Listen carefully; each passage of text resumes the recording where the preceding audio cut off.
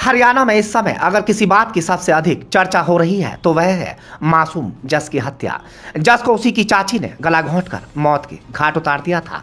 तब से हर कोई यह जानना चाह रहा है कि चाची अंजलि को जस से ऐसी क्या दुश्मनी थी कि मासूम को जान से मार दिया। क्या ऐसा करते हुए एक बार भी उसके हाथ नहीं कांपे? अब इन सवालों के जवाब खुद अंजलि ने पुलिस को दिए हैं। अंजलि ने पुलिस को जो बयान दिया है उसमें उसने विस्तार से बताया है कि वारदात वाले दिन क्या हुआ और उसने कैसे मासूम की सांसें छीन ली। पुलिस को दिए बयान में चाची अंजलि ने बताया कि वह जस को बहुत प्यार करती थी। जस को कार वाला गेम बहुत पसंद था, इसलिए उसके लिए कार में वह गेम भी डाउनलोड करके रखा था। वारदात वाले दिन जस की बहन भी चाची के पास ही थी, लेकिन चूंकि जस फोन में कार वाला गेम खेलने लग गया था इसलिए वह अपने घर चली गई थी। अंजलि के अनुसार हत्या वाले दिन घर के काम करते समय उसने लोअर टी शर्ट पहन रखा था। काम करने के बाद चेंज करने के लिए रूम बंद किया था। तब जस रूम में ही मोबाइल पर गेम खेल रहा था। चेंज करने के बाद वह बेड पर लेट गई और सीआईडी देखने लगी। इस दौरान उसके हाथ में मोबाइल चार्जर था। सीरियल देखते हुए अचानक उसे गुस्सा आ गया। उसने पलटकर बेड पर उल्टे लेटकर मोबाइल देख रहे जस के गले में चार्जर की केबल से दबाना शुरू कर दिया। इस पर जस जोर से चिल्लाने लगा तो डरकर अंजलि ने चार्जर की केबल ढीली छोड़ दी। फिर उसे ख्याल आया कि अब जस घर जाकर सबको बताएगा कि चाची ने ऐसा किया है। जब वह सबको बताएगा तो विकास और अन्य परिवार वाले उसे मारेंगे। यह सोचकर एक बार फिर अंजलि ने चार्जर की केबल को कसना शुरू कर दिया। अब इस बार तब तक उसे नहीं छोड़ा जब तक जस ने आखिरी सांस नहीं भर ली। अंजलि ने पुलिस को बताया कि अब उसे जस की हत्या करने को लेकर बहुत पछतावा हो रहा है। उसे समझ नहीं आ रहा है कि कैसे उसके हाथों यह सब कुछ हो गया।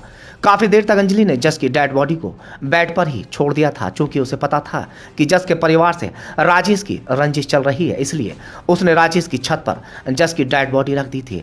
अंजलि का कहना है कि यदि उसके घर पर ही सीढ़ियां होती तो वह अपनी ही छत पर जस की बॉडी रख देती या फिर बेड के अंदर ही डेड बॉडी को रख देती। अंजलि को इस हत्या ने इतना ठोस बना दिया था कि उसे किसी भी तरह का डर नहीं था। यहाँ तक कि उसने उसी बेड पर जस के रिश्तेदारों को बैठाकर चाय नाश्ता कराया था। अंजलि ने अपने घर के किसी भी सदस्य को इस बात की भनक तक नहीं लगने दी थी कि उसने इतना बड़ा कदम उठाया है। अंजलि ने आस पड़ोस से सुना कि फिंगरप्रिंट से आरोपी पकड़ा जाता है, तो इस पर वह अपने पति विकास को ही बार बार यह कह रही थी कि उसके फिंगरप्रिंट आएंगे। अंजलि पिछले कुछ समय से डिप्रेशन में थी, इसलिए किसी को इस बात का शक भी नहीं हुआ था कि वह इस हत्याकांड को अंजाम दे सकती है। इस मुकदमे में जी और आज इनको कोर्ट में हमने पेश किया है। 3 दिन का रिमांड कोर्ट से हमने लिया है और इसकी तफ्तीश हम कर रहे हैं अभी। सर क्या रिश्ता है जज से इनका? जैसा जो भी तफ्तीश में आएगा उसके बाद जज से क्या रिश्ता है सर इनका? ये रिश्ते में इसकी इसके परिवार में से चाची लगती है। क्या नाम है इनका? अंजलि नाम। तो रिमांड में लिया गया सर? इसको 3 दिन के रिमांड पे लिया गया है। अभी इनको 3 दिन के रिमांड पे लिया है। 3 दिन में रिमांड के दौरान जो जो भी तथ्य आएगा, जो ये बताएगी, जो रिकवरी कराएगी, वो सारी चीजें आपको। सर जो ताया ताई का पहले नाम आ रहा था, उन्होंने सिर्फ बॉडी को घेरा है।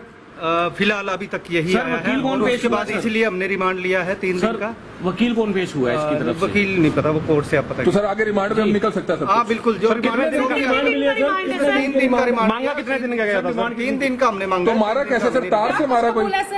वो सारी चीजें रिमांड के दौरान क्या क्या किस तरीके से, इसीलिए हमने रिमांड मांगा।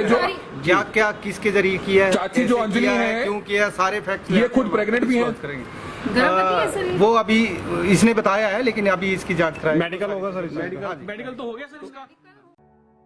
मोहन हॉस्पिटल सभी आधुनिक चिकित्सा सुविधाओं से सुसज्जित। हमारे यहाँ पर 24 घंटे इमरजेंसी, आईसीयू और वेंटिलेटर की सुविधा, ईसीजी, इको और अल्ट्रासाउंड की भी सुविधा, साथ ही हृदय संबंधी रोग, फेफड़ा संबंधी रोग आदि रोगों का इलाज किया जाता है और साथ ही डिलीवरी, डायलिसिस और सभी प्रकार के ऑपरेशन की सुविधा भी उपलब्ध है। हमारा पता है पुरानी जेल के सामने, केनरा बैंक के पास, बुलंदशहर।